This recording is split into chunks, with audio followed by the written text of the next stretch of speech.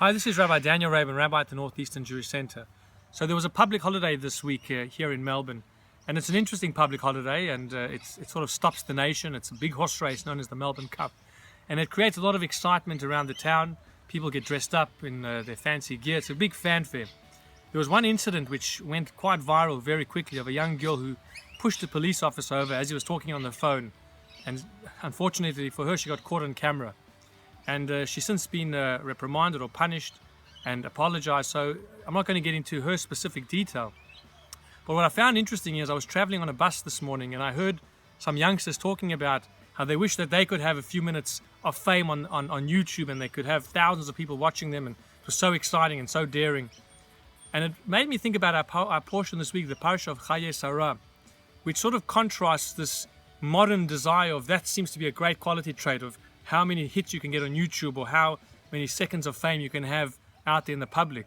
Where in our parasha this week, Abraham asks his trusted helper, his trusted servant Eliezer, to go find a wife for Abraham's son, Yitzchak.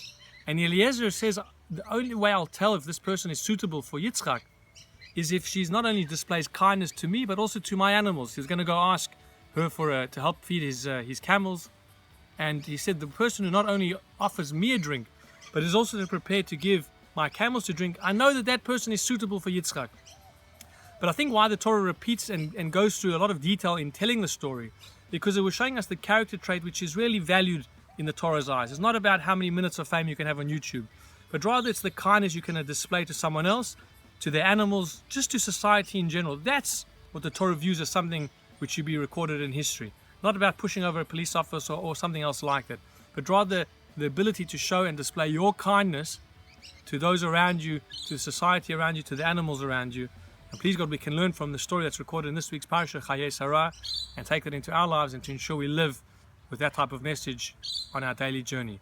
Shabbat Shalom, and see you next week.